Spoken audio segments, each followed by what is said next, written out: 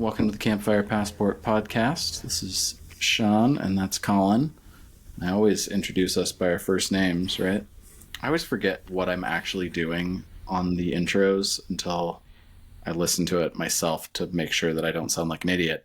Spoiler alert, I sound like an idiot every time. Usually the case, yeah. Yeah. Tonight's podcast, we have a special guest. We brought in another guest. His name is Nick. He goes by Bagged Rabbit on Instagram. I forgot to mention this in the podcast.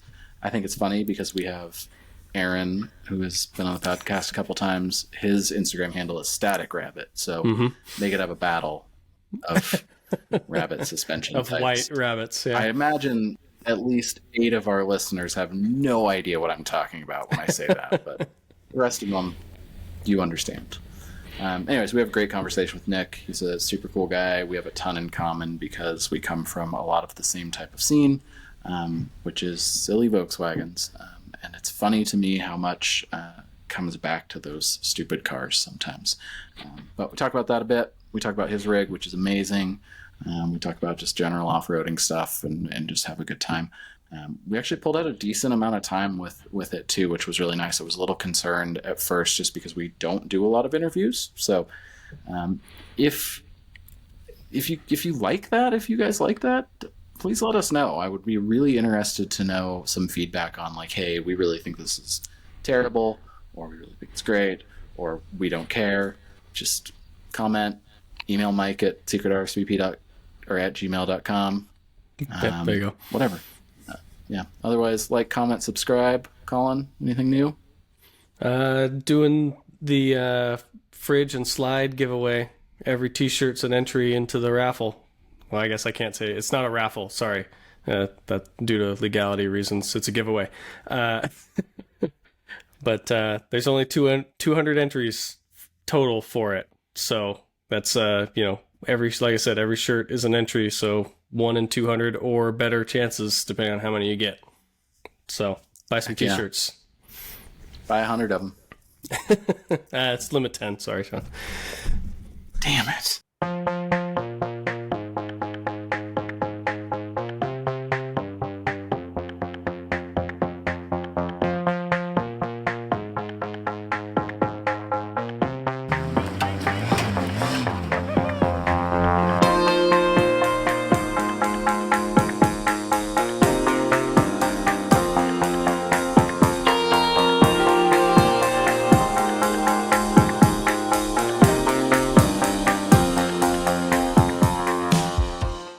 I try really hard though not to I hate shouting out companies that aren't going to be a sponsor. There are no sponsors, so it's really a moot point.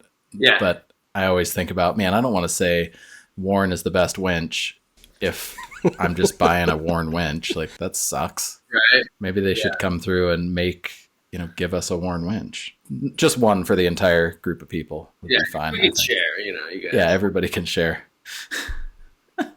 Colin, I want you to start though without an intro and give an intro here to tell me what we're doing. Okay. Well, I guess since he is technically my guest, right? I sought him out and asked him if he wanted to come on here with us.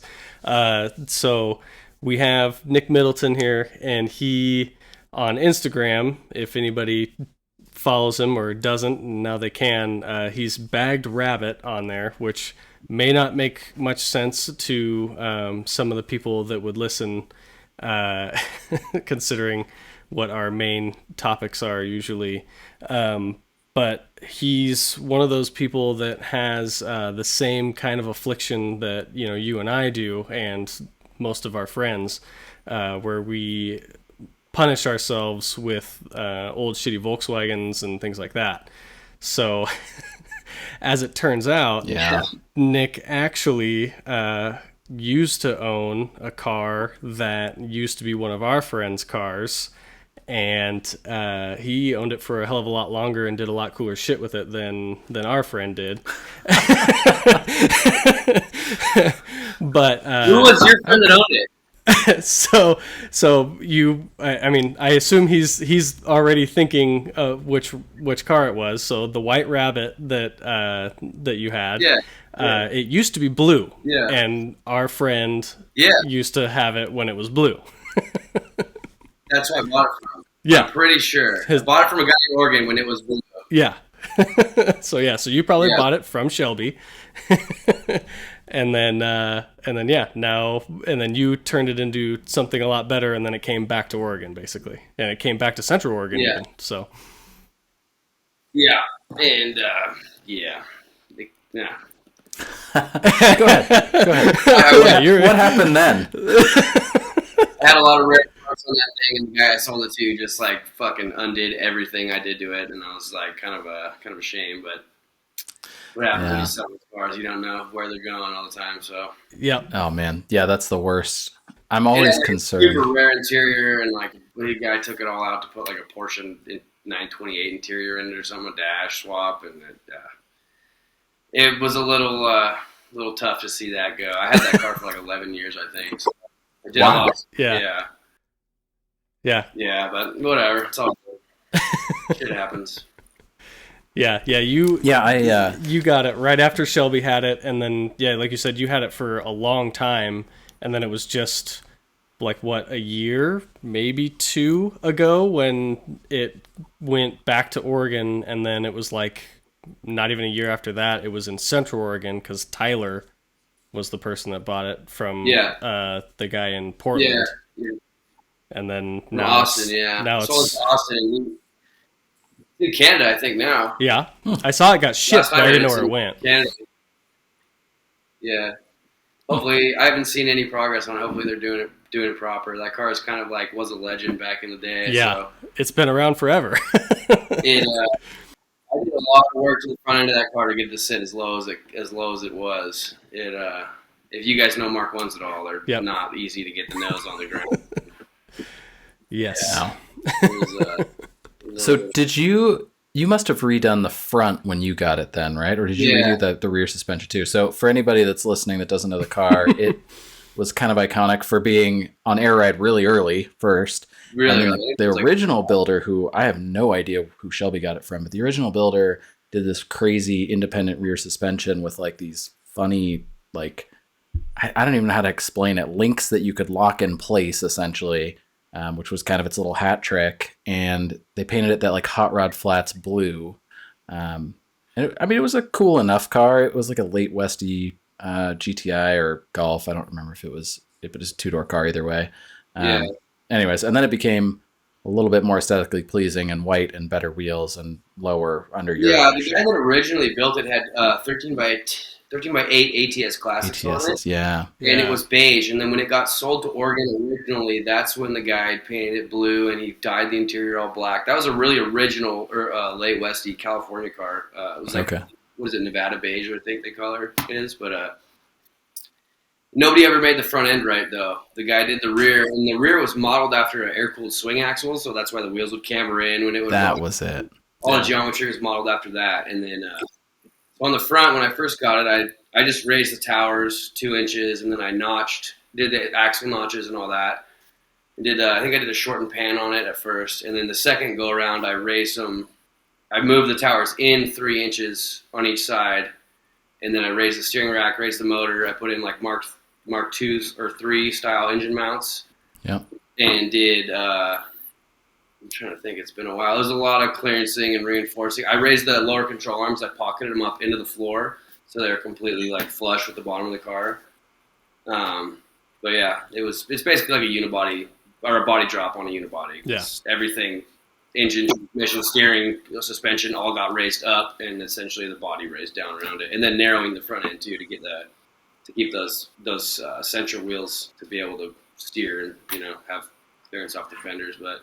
Yeah, I think it was super cool. I mean, it was a neat start, and then to watch it evolve into that was really cool. The Pacific Northwest has got a couple iconic low rabbits, and it's kind of cool to see that be part of it. You know that the blue one, right? The bucket, that car. Yep. That guy, I used to be like that dude and his crew back when I was young kid, like young, like 10, 11. All those boys worked at a supermarket down the street from my house. So I used to see all these slam Volkswagens. My mom, a single mom, she'd be shopping, and I would just be hanging out with these guys. They'd be like, turning the labels on the cans and shit, bringing everything to the front of the rows. And I'd just be hanging out with them about cars. And that guy, his name's Rick is what he goes by. Who built the bucket? He gave me like my first mini ramp, and used to give me a bunch of man. cars. Yeah, and so I go way back with that dude. That's crazy. That car showed up at Waterwagon's 04 or 05, and I lost my fucking mind. Yeah. I was just like, what is this? I love it. Yeah. It was... Yeah. Supposedly it got cut up into bits.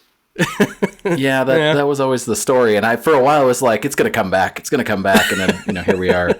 Yeah. 18 years later. Uh-huh. Yeah. Not so much. Yeah. Yeah, Colin had a really good low static Mark 1.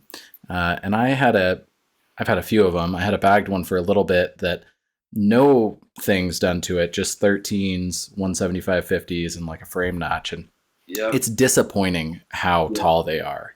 Aired out, it's like, wow, it almost tucks tires with 13s. When you drive it, it's just like a skateboard. Like, it's so tall. Yep. You guys got any Volkswagens now, or are you guys just Toyota guys now? Well, Colin does. Colin still has water cooled stuff. Yeah.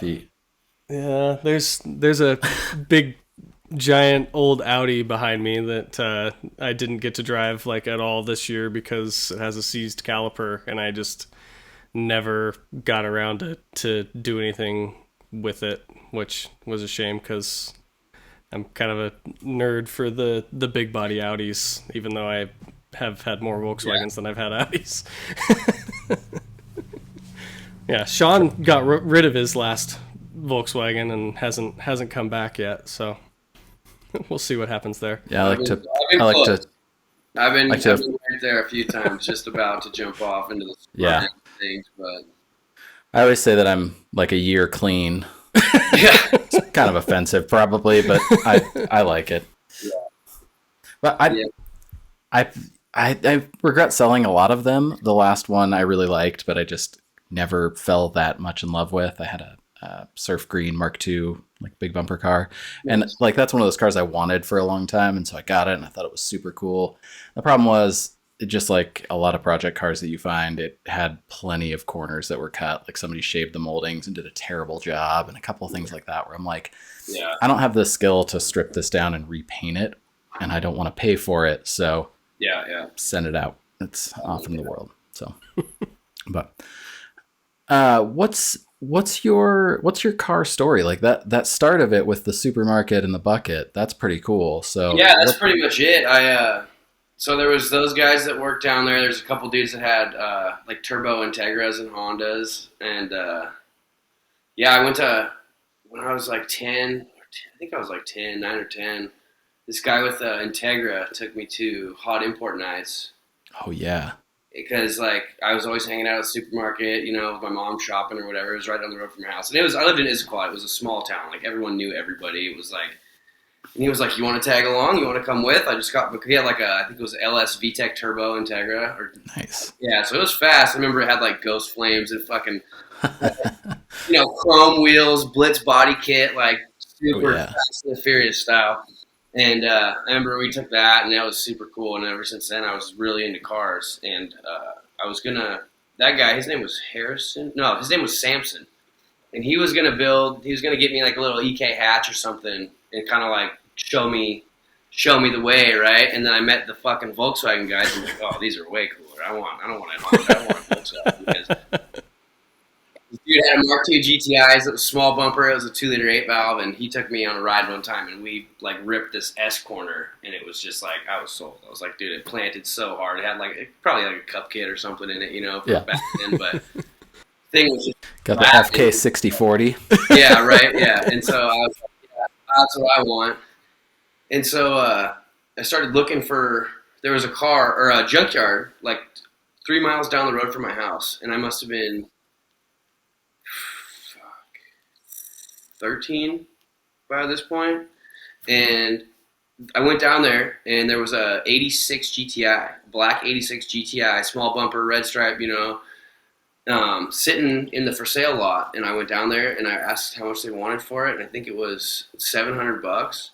And it said it ran and drove. Needed like a CV axle on one side was clicking, and so I bought it. I mean, I saved up a bunch of money, ended up buying it, and then brought it home. And of course, like, didn't have a license, but we had like a half an acre of like woods or whatever. So like a couple of my older buddies, I didn't even know how to drive a stick at that point, right? 13. And so we're like driving around the back. We ripped it around the back 40 until we blew that CV axle that was clicking. And then, so I went back for more parts. And so I'm pulling parts off of a 1990 GTI that was up on a stack of cars. It was like the very top. And so I was looking at it, and I'm like, hey, man. And the 86 was cool, but like the body was kind of roached, and it had a big dent in one of the quarter panels, sizable dent. And I'm like just filling this thing with a layer of Bondo every day, just like filling it up, like filling it up. Like, someday I had no idea what I was doing. Filling it in, I don't know. And so, like wouldn't dry. I was using the wrong filler. It was just, using like skim putty, like it was 3 inches thick. Just like, oh my God. Oh yeah.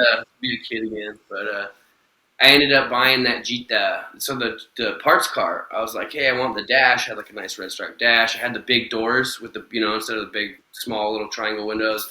Yep. And so I had I didn't have big bumpers, but I had big doors, had a nice dash, and I wanted to buy all these parts off the thing. And the guy was like, I'll just sell you the whole car for $300. And so I was like, okay. So he dropped that one off at my house, and that one had like the velour GTI door panels and like nice carpet and stuff. And the car wasn't really like, the whole front end was like primered or like, aftermarket panels or whatever, but the rest of the paint was like tornado red, pretty nice.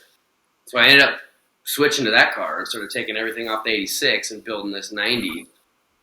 And then that was Rick, the guy that owned the bucket, that built the bucket. He gave me a set of big bumpers for that car and gave me like a badgeless grill, a bunch of cool stuff, just hooking me up with parts and stuff. And then I couldn't figure out the timing on it. It was like a Digi 2 8-valve. Mm-hmm. And I didn't have anyone to ask, and I couldn't figure it. I'm like reading the Bentley, but I didn't really understand. I didn't really have tools or anything back then. And so I ended up taking it to a shop in Bellevue, the wagon shop, which, fuck those guys. I went real quick.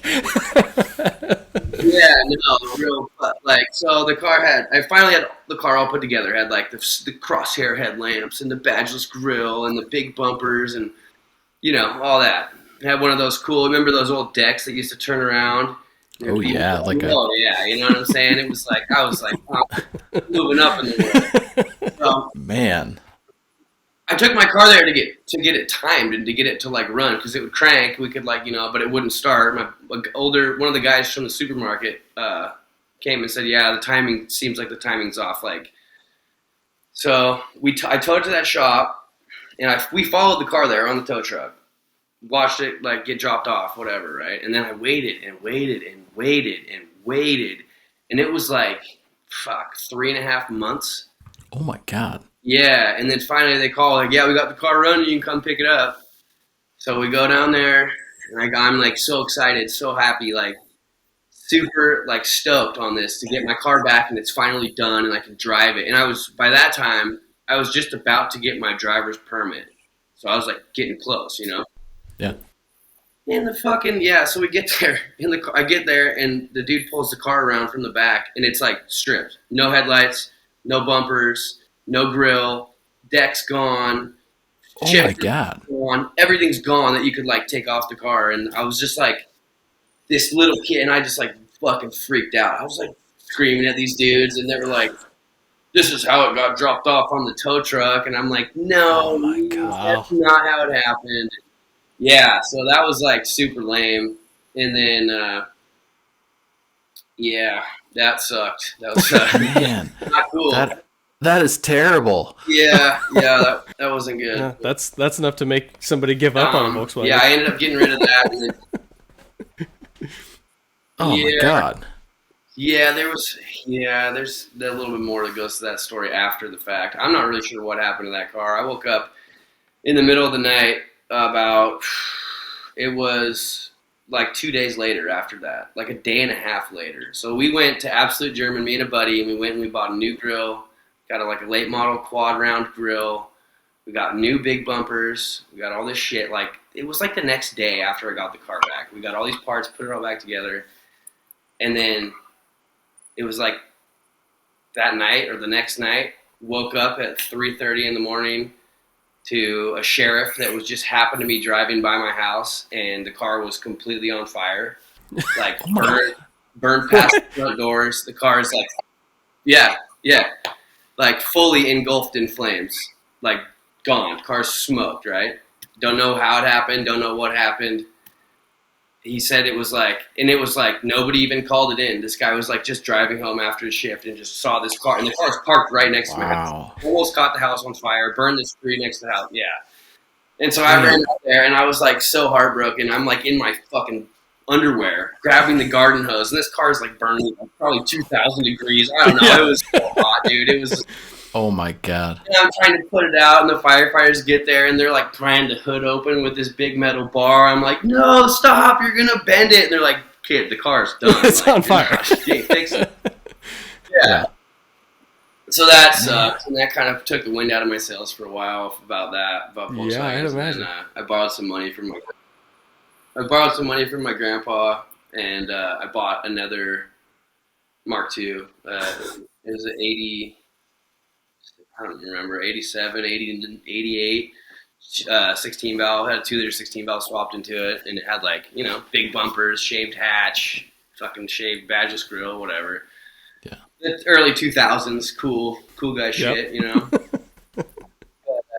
had that for a while, and then, I traded that for a rabbit pickup when I was in tech college, and then redid that rabbit pickup, and then sold that, and I've had more Mark Ones than I've about since then. But, well, GTI's been rough.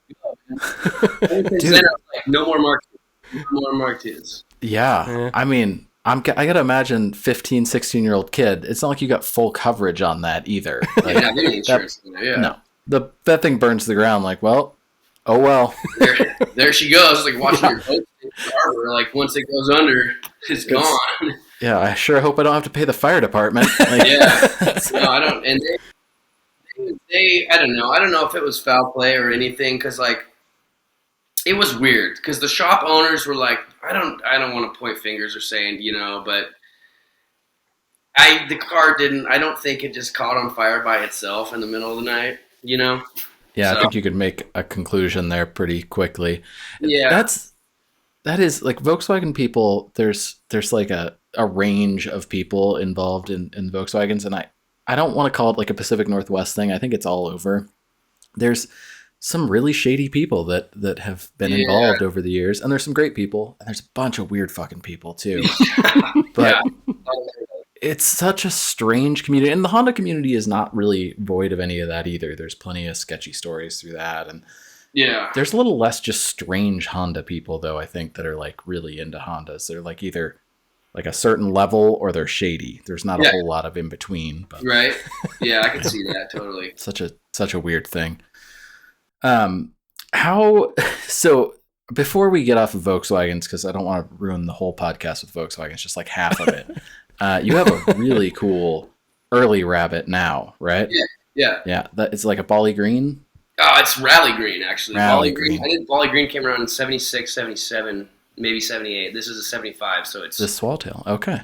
Yeah. Very cool. Yeah, it's and fun. It is like quintessential perfect build. Like, it's great. Thank you. That's why I got rid of the bagged cars, because I had the green car and then the bagged Rabbit, and the bagged Rabbit was just like a silly novelty car, and then the green car I built to be like everything a Mark I should be. Like, it's got tinted suspension, upgraded brakes, lightweight wheels.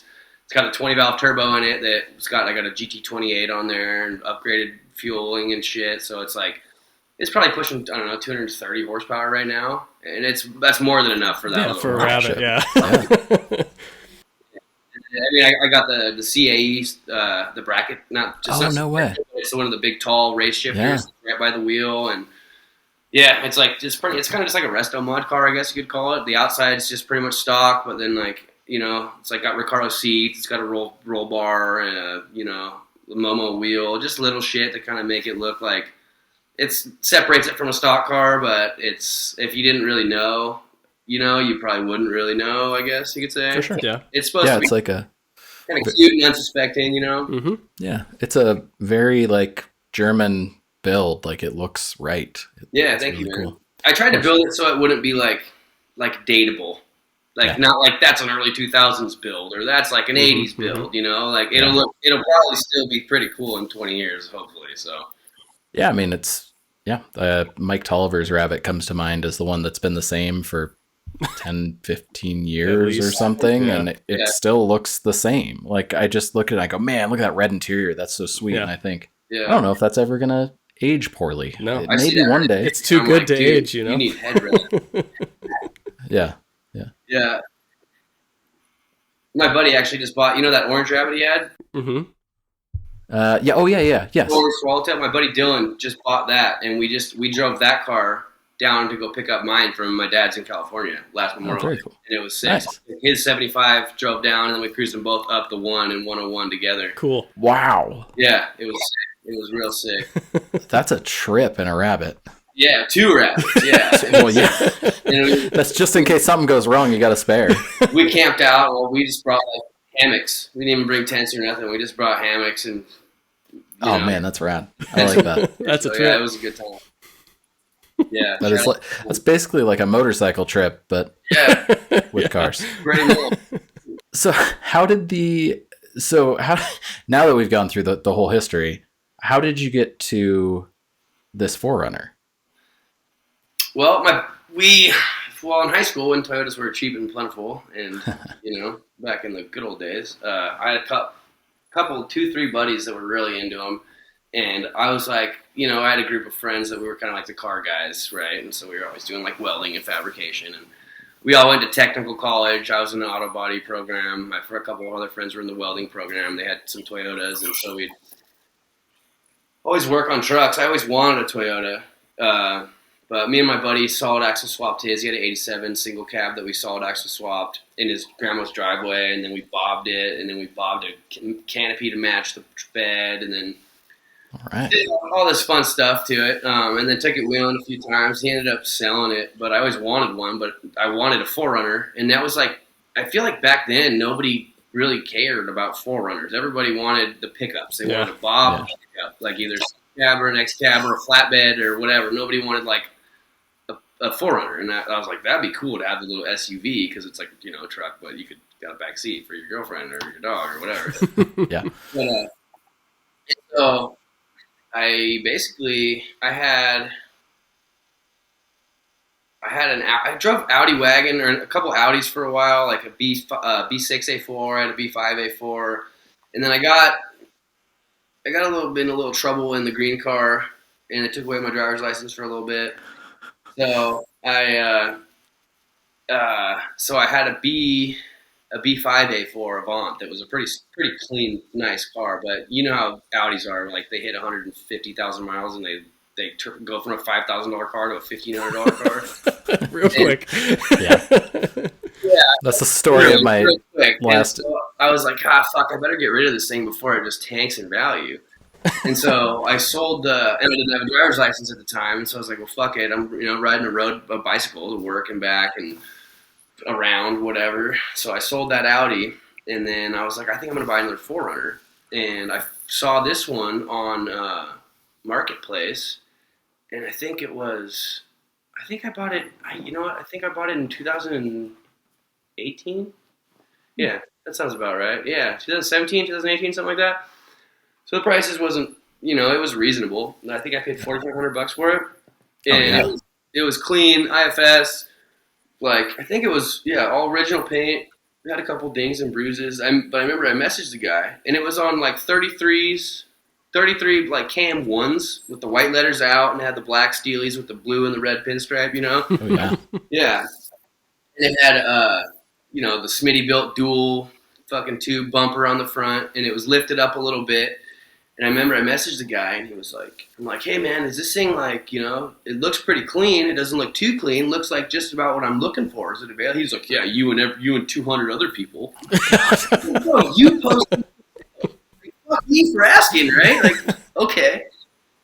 And I was just like, don't need to be a jackass about it, dude. I have cash. Like, come on, what the fuck? And so he was like, oh, hey, sorry, man. I've just been in it. So many people have been blowing me up. And I'm like, okay, well, I want to come look at it with money. So can I do that? So I went and met up with the guy and ended up buying it from him. And, yeah, I remember I got it, and I was like, dude, this thing's so clean. Like, because it's a fully loaded SR5. It has every option you could have bought in '87. Like, Nice. Yeah, every option. Power mirrors, power windows, power locks, AC, cruise control, fucking whatever else. The power antenna, moonroof.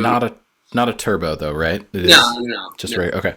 Just curious. And so it was a 22RE originally, and it was an automatic originally. But when I bought it, it was a manual and a 22R.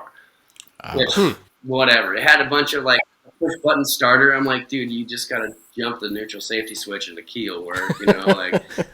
And so I spent some time cleaning it up. It had a bunch of, it might have been it was owned by somebody interesting at some point, because that hood scoop that's on it, I didn't put that on there. Somebody put the hood scoop on it. There was like LED lights in the hood scoop. There was like 5 LED lights on the hood, like a lot of random small brackets in the engine bay were painted red. I'm like, what? Okay. Why? Why is the power steering wheel red? Who does this? But so I cleaned it up, and it was just a really reliable daily for like a long time. And then I remember it being like, oh, I'm going to leave this thing stock. Like, IFS orders, there's like no IFS trucks left. They're going to be worth so much money one day. And then, you know, you guys have any of those buddies that you're hanging out and they say, no, you won't. And you're like, oh, yeah? Yeah, hold my beer, motherfucker. Yeah, I won't. So I have that buddy, my buddy Ben. He happens to have an '87 SR5 4runner that is the identical truck to mine, or it was before he turned it into a raisin. But he was like, "You won't solid axle swap that truck," and I was just like, we had maybe had a few beers together, and I literally went in there holding the kit in my phone. I was like, "Yeah, I think so." I think it was my birthday. It was like a birthday present to myself. So oh my god. Yeah, and so then I sat on all the shit. I had bought the axle. I bought an axle from a guy down south, like in Longview or something. And then I turned out that axle housing was bent, so I ended up buying another one that was an '85 housing that it was what I wanted with the long truss. And then I just gathered parts pretty much, and then it still had IFS. It still had the 33s, the KM1s, whatever, forever. And I remember so it was funny. The first time I took it wheeling, the first 2 times I took it wheeling was not good. Not good at all. So the first time I took it wheeling, we went snow wheeling, and it was like we were like in Salmon the Sac area, which is up east of the mountains up here by like Roslyn, like over the pass. Mm-hmm. Yep. And so going up, and the lift that was on there was one of those like the bracket lifts for IFS, you know, where it like drops everything down. It bolts to the original mounts and then mounts underneath. Well, the whole way that the frame works is like the diff mount can't fit there. So they were only running 2 diff mounts on the front diff because you couldn't fit the third. And so as soon as we get into like snowy off-road stuff, the diff like twisted and the CV just fell out. Like, and it's like, that's great. Not supposed to happen. So we ended up taking that apart and kind of like aborted that day trip because I was like, yo, my truck, it was like kind of that hard packed, snowy, super slick. Like you're not going anywhere in the drive with an open rear diff. Like, forget it. Yeah. So the second time I fixed that, I got a new mount and I grounded it within an inch of its life to make it fit between the frame. I literally ground like half of it off. And, we went wheeling again with IFS, and I was like, the truck was so clean when I first got it. And we went up to, I think it's exit 38 off of I-90 and up here, and there's like this old abandoned water truck, like that one from Jurassic Park the kid lives in. It's a big tanker truck. It's up in the woods. And you can drive up to it and check it out, right? And so my buddy's telling me how cool it is. I'm like, well, let's go. Yeah, I got this sweet 4runner, dude. It's got road rig, bro. And I'd done wheeled before, but mostly it was like at places like Evans Creek, like off-road parks where it's like trails. It's not like you're on the side of a fucking mountain that you can fall off of and die. It's like, you might get stuck and you help you get unstuck or whatever. So this road was like a sketchy cut, like, mountain like this, road like this, mountain down that way. And there's all these like little trees growing out of the one side. And I'm driving, like kind of paying attention to not hit these trees on my driver's side, and kind of should have been paying more attention to the other side. There's this washout where the road had started to slide away, and I just it all happened so fast, dude. I went over it and kind of truck slid, the ass end slid down the washout, and I was like bound up on the IFS. So like the front driver's side wheel was off the ground and the rear passenger side wheel was off the ground. And it was like teetering to like, oh my God, looking over the clouds. And my buddy, Ben, who I was talking about, the you won't guy, he looks out the window, passenger side. He's like, nope, just gets out of the truck. He's like, nope, you're over there, dude. I'm fucking dude, jumps out. I'm like, okay. You're going to mess the weight balance up. Yeah, and so we got no radio, no nothing. My buddy was in an 83 first gen, and he blazed right through. And I'm like honking the horn, dude, like, save me, honk, honk, because we got no service, no cell service, nothing. He heard me, turned around, or backed all the way up, and he was in like a little single, little truck. And I'm like, dude, if my truck goes over, it's going to pull your truck over.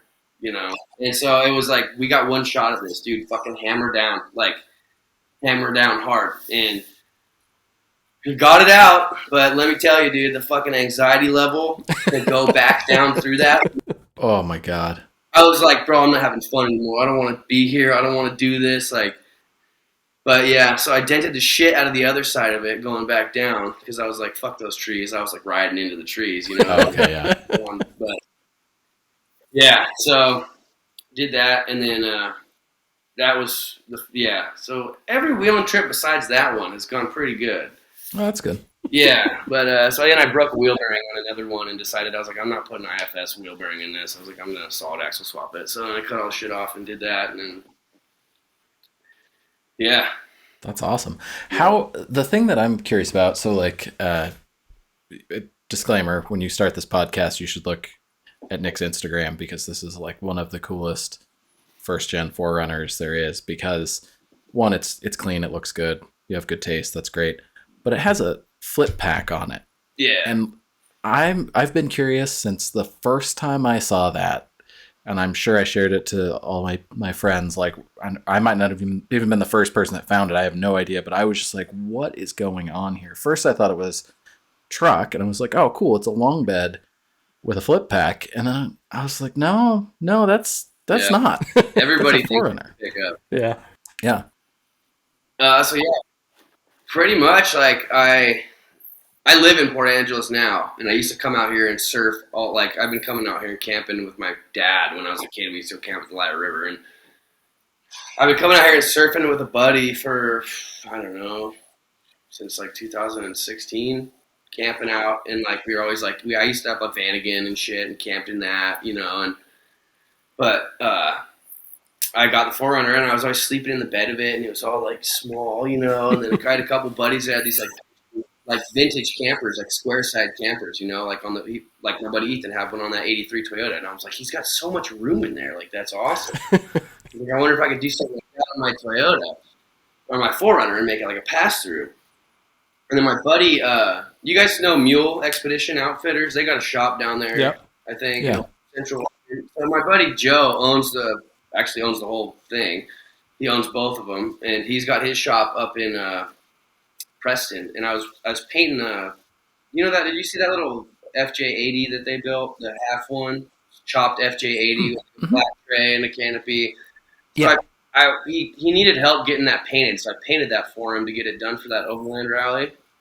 So I was helping him with bodywork and paint up at his shop, and I was walking through the showroom of all the campers, and they got like all the 4-wheel campers and in the Alu cabs, and I was like, man, these are neat. Like, I wonder if I could put one of these in my 4Runner and cut it, cut a hole in the front and cut it past, make it a pass through. Yeah. And he was like, yeah, dude, get an Alu cab. Like, I'll sell you Alu cab at cost, and like you can.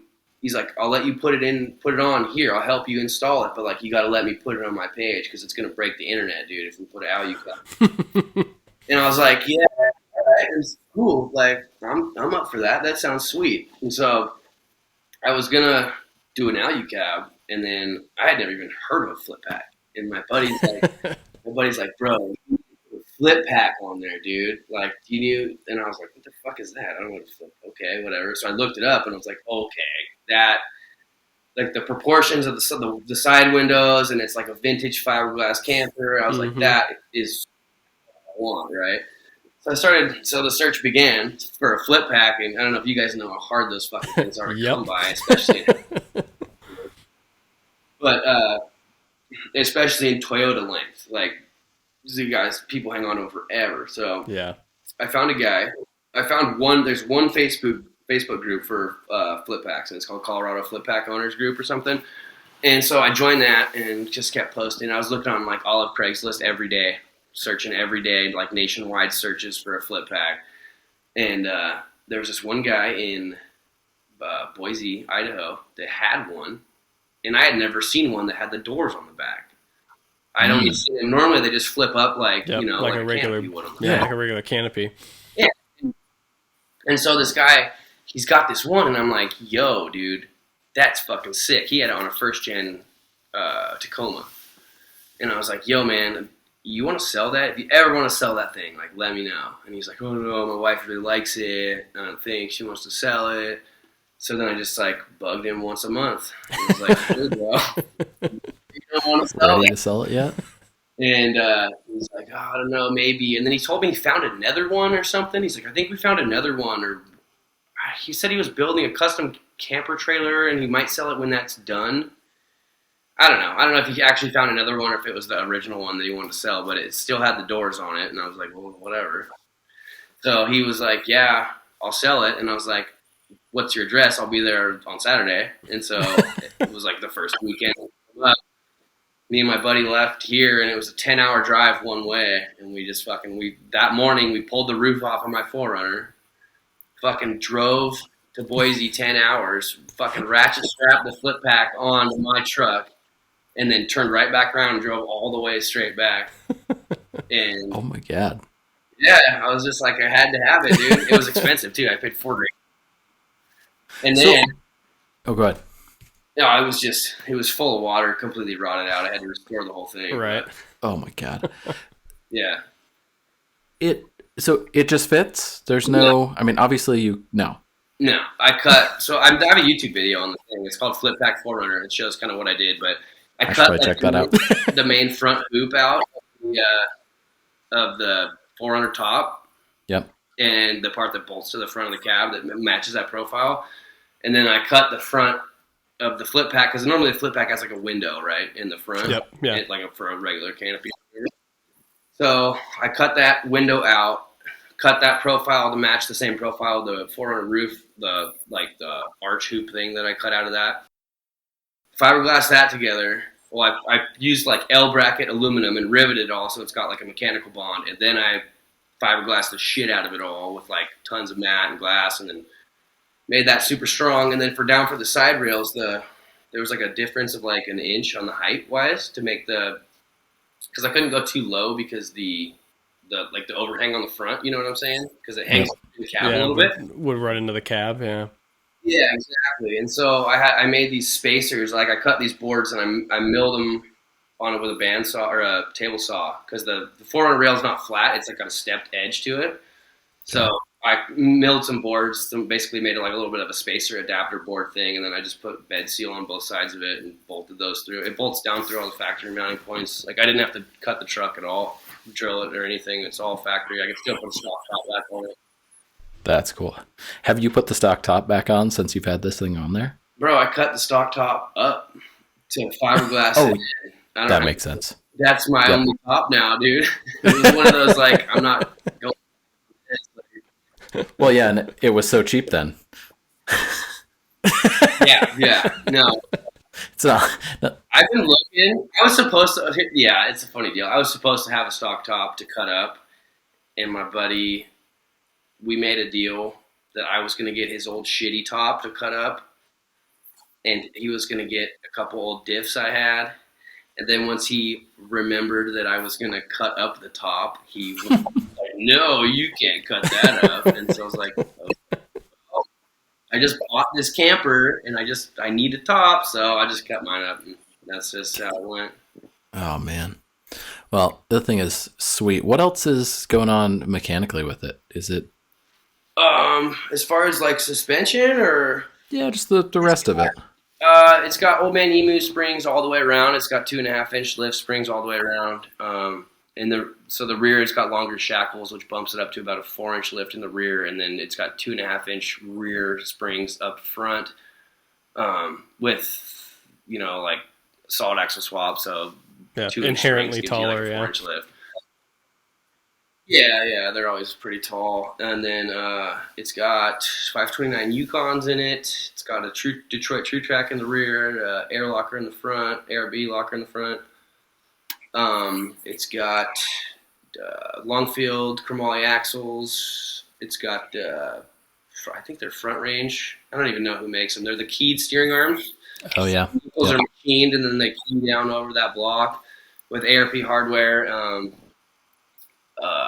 High steer kit, obviously. It's got the hydro assist I put in there, which not really too stoked on that. Might take that back out.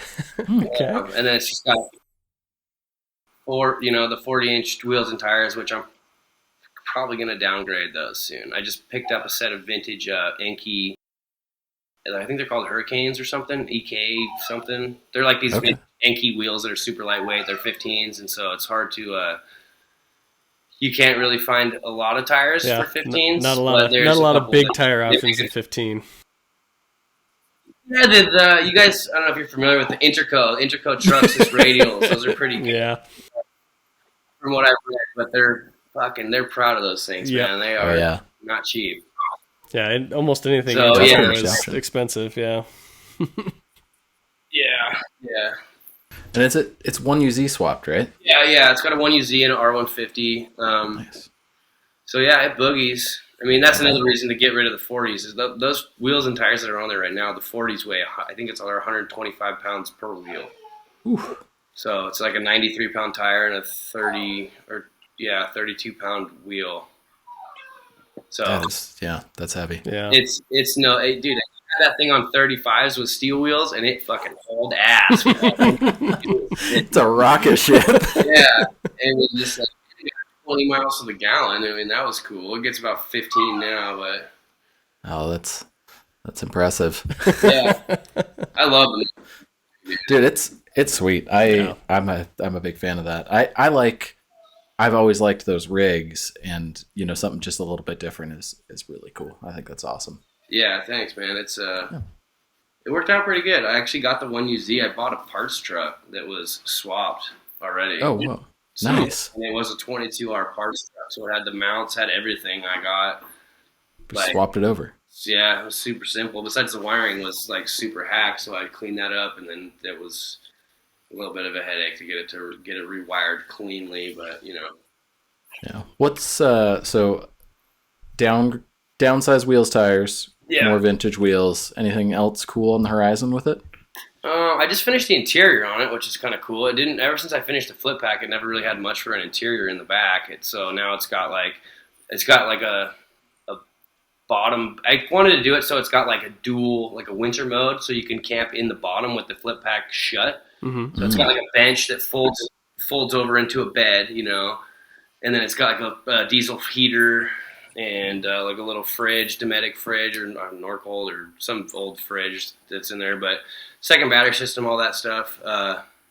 And then eventually what I'd like to do is I was thinking about because with the Flippac, solar is kind of a bitch because Yeah. when you're driving, it's charging already, right? Yep. You don't need solar when you're driving. And then when you're parked and you have the thing flipped open, if you have solar the top is now the bottom. Yeah. What I was thinking about doing was doing like a slide out system where they're mounted to the roof but upside down. So then when it flips open, then they slide out to the side. Yeah. It can still catch. You know what I'm saying, or something like that. Or just, I mean, I could just get the suitcase thing or whatever, but yeah, I don't know. I mean, I'm not really like I don't really go out for like days at a time. I mean, like maybe 4 or 5 days, maybe tops. You know what I mean? It's tough to go a lot further than that. We don't live in Australia. Yeah. I'm not doing 2-week expeditions. Yeah. Yeah, and it's one of those things where it's like if you're going to be out there that long, you can always just start the car and let it idle for 20 minutes, and that's just as much charge, you know. It's not that big. Yeah. Yeah, I got like a small like suitcase style solar panel, and I use it most of the time, and I think it's cool, and I think it's doing something. Yeah. But I've also not used it many times. Totally fine. So you survived. I don't know. And I'm not like starting my car every morning and letting it idle like some people. Yeah. Mike. But it's whatever. It is what it is. Everybody's got their own setups and their own stuff too. But cool. Well, that's awesome. That thing, I'm gonna say it again. It's rad. I really like it. It's very cool. Yeah. As far as like stuff on the horizon, I mean, I guess I can't decide if I want to put anything on the back as far as like a swing out or a tray or something. I think a 270 awning would be kind of nice, but I hear they're pretty heavy. Yeah, it's kind of cumbersome. So it's like it'd be nice to have some rain coverage, but yeah. That is kind of with that thing. It's flipping the other way, so you just like it's not even like you get any coverage around. Just the back standing next to the car. No, yeah, exactly. And I got a backup camera system, like it's like a dash cam and a backup camera that I still got to put that in. I haven't done it yet, but besides that, I don't know, maybe like an Apple CarPlay would be kind of cool. Just kind of make a little more creature comfort inside for longer trips. Yep. Yeah. Do you get a chance to like? I know you said you're not doing like long trips or anything, but do you take it on any like road trip stuff? Have you gotten it out of the state and stuff? No, not really yet. Not. My buddy does the Adventure Mobile Roundup down in Oregon. I want to go down to that. But it's fucking. I mean, I just bought a house last year. I just moved like pretty far from where I was. Yeah. And I'm starting a business, and it's just hasn't really been time for long extended trips. Yeah.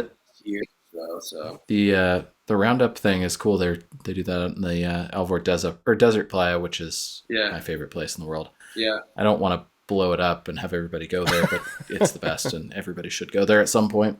So that's long story short. You should definitely bring it down for that. Although I haven't made it. Yeah. No, and that's the reason why I want to go with a little bit smaller tires. I mean, the 40s are great, but it's just it's just so hard on everything. They're so heavy and they're so big, and it's like it's a lot nicer of a driving rig with smaller tires. So. I think if you're not wheeling it all the time or you're not in the snow all the time, it probably just looks cool. Yeah, like the trade-off. Really cool. It's like, I'm tired of my tires fucking hitting everything. I trimmed the front fenders back. I set the bump stops low, and they still fucking rub all over the place. Yeah, I always have the struggle with my 80 series. I want 40s. Yeah. But there's very few scenarios where I think I actually need them. It's just it looks cool. That's literally it. That's worth so much. I bought those tires because I got a really good deal on them from the guy I got them from. Really, really good deal. Like, I had to buy them pretty much. You're losing money if you don't. Yeah, I was like, this is, yeah. Yeah, no, I get that. And, well, if you come from silly Volkswagens, you know that cars like the Bucket and cars like that bagged White Rabbit, they don't drive great. They look fantastic, though. So. It's whatever. It's the same thing. Yeah. If it makes me smile when I walk out to it every day, that's good. Yeah. But if it makes me pissed off, take it off road every time, then that's another story. So. Yeah, definitely. Yeah. What's the story with the Hydro? What do you not like about the Hydro? We've got another buddy that just put Hydro on his big straight axle swapped Duramax truck. It's like a 04, and he did 40s and a Super Duty front, and it's coilovers and relatively low. They're not 40s, they're 39s. Bulldozer. Stop giving them that much credit. Oh my god, they're 39s. Anyways. Well, I'm sure the hydro works just fine with 39s, but if you ever He seems to think it's fine. He doesn't seem to love it. It's just a little disconnected, I feel like. I mean, there's like a little bit of a dead spot, right? So like you tap the box and it pushes fluid one way or the other when it's power actively steering. So there's just like that little bit of where normally you'd have like a little bit of a floating air, like where you could feel when you're about to turn. It's like when you turn a little bit and you hit that, it tries to turn. And so it's like, it's hard to explain. It's just, and the other thing with the 1UZ in there and being low with the solid axle swap, you running out of room real quick under there with the steering and all that. Like I have those, I have my tie rod, so I run flat steering arms. So they're like as close to the leaf springs as they can be. My tie rods, or my steering tie rod or whatever, track bar is like, it's like this close to my leaf springs. It's like, they're tight. Everyone says, you only want to run those flat arms with like a 3-link or 4-link or whatever. And I was like, oh, they'll fit. Let's try this. It's just steering. With a solid axle swap, the IFS frames are like, they're so straight. They don't hump up like a solid axle swap frame or solid axle frame does. So any clearance to keep everything down so you can have more up travel is the best that you can really do for it. So. Yeah, sure. Sweet. Yeah. The thing is awesome. Let's just see if I had anything else that I wanted to go over. Not really. We blew through it. That's awesome. Yeah. We don't usually, for the record, we don't usually like do a build breakdown kind of scenario, but I thought it was so fitting. Like that was the thing. Like it popped up and I was like, you know what? I have this obsession with this truck. We should just talk about it for as long as possible. And then also talk about Volkswagens for at least half of it. Well, it's funny because when I first put that truck together, I did the Flippac, and it had the Flippac, and it was on 35s, and like nobody gave a shit about it. It's the 40s. And then, the I think it was the extra weight. The Flippac's only stock. What's a stock 4runner top? Like 160 pounds, 180 pounds, something like that. I don't know. The Flippac's only, it's 310 pounds, so it's not super heavy, right? And if you look at that YouTube video I made, you can see how it's constructed. There's not like a lot to it. I mean, they're pretty simple inside. And I don't know what it was, if it was just bad luck or what, but that 22R that was in there, that thing gave up the ghost like a week after I got the camper put on there. Because I was like, and all of a sudden, boiling coolant out everywhere I'd go. I couldn't keep fluids in it, and I was like, all right, well, it's time. And I already had that motor like pulled out of the other rig, sitting on the floor in my shop, motor trans with the adapter, everything was right there. And I was like, all right, time to do the swap.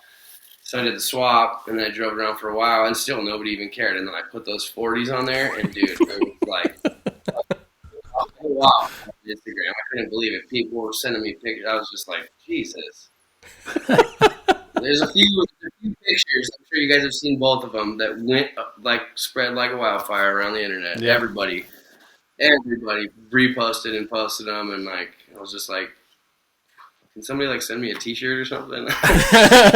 What do I get for my 30,000 likes on this? Yeah, right. No, it was cool though. A lot of people like it. I get the same fucking questions though. They're like, "Oh, I'm sure." Camper. What camper is it? And I'm like, yeah. A lot of people don't know what a Flippac is. Like you kind of have to. You have to be a bit in the know. I didn't. Yeah.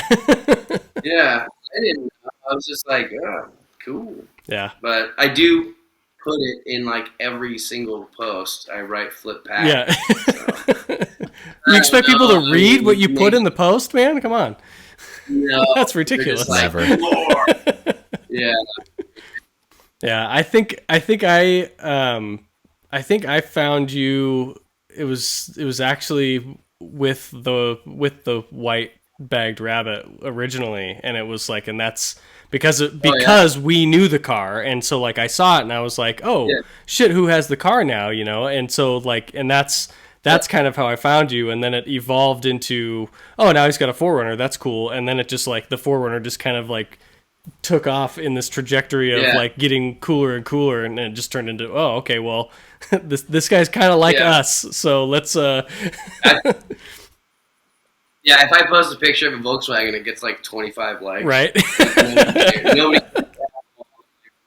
It's like, no, that's not why we're here, bro. I'm like, okay, here's the 4runner. But Yeah. I feel like stupid because it's the same truck still. I'm like, well, you want me to just keep posting the same shit over and Yes, over Yeah, again? they they do. Just like, I don't know. I feel like kind of a poser too because it's always just sitting in my driveway, and I'm like, I do drive this thing, but when I'm having too much fun, I'm not gonna be like, hold on, stop, let's get this shot of me coming around the corner. Yeah. And then let's go Get back the drone out. and I'm like, nah, let's just have fun. You know Yeah, what I mean? that's- Like, if you're there, you see it doing shit. That's very much we're in the Yeah. in the same vein. We most of the time we get back from like a trip or whatever that we've done, like, and we'll be in a big group of us too. And it's like, and we'll get back and people will be like, oh, I got like 3 pictures from the whole trip. Like, no, everyone just forgets to do We it didn't because film we're just in the moment, you know? It's really hard. Yeah. There's something to be said about that though. Man. Going for the, you're not doing it for the gram or whatever they say on the gram, but Yeah. Yeah, usually the best trips I can tell are the ones that I have not taken any pictures. yeah. I think if you're having enough fun to forget to take pictures for your social media, then you're definitely doing it the way you should be doing it. Yeah. That's Exactly. a good way to put it. That's terrible if you're trying to actually create content. Yeah. But Yeah. it's better for you as a person, definitely. Yeah. It's content that fills you up in a different way than, it's Exactly. not, it's like the algorithm or whatever, It's good. Chicken noodle soup for the Playboy soul is what it is, dude. That's it. Well, Colin, you got anything else? I don't. I like you said, we kind of tore through everything pretty good, and yeah. I mean, I guess we can just like finish it off with like we appreciate you taking the time to come and hang out with us for a minute. So it was cool getting some extra information on the 4runner and on the rabbit, and like next time you come around the Oregon area, reach out to us or something. Maybe we can go camping or hit a wheeling trail or something. We can see what we can do. Yeah, I'm hoping to. I got to do a little bit of maintenance on the rig over the next, couple of months. But come springtime, I'm getting ready to go abuse that thing pretty good. So, Sweet. yeah. I like the sounds of it. Cool. I like it. If you guys ever make it out to the Olympic Peninsula, dude. Dude, we have to make a Washington run a few different times. There's some great stuff that it's like right there, and we just don't. Yeah, there's some good stuff up here. So.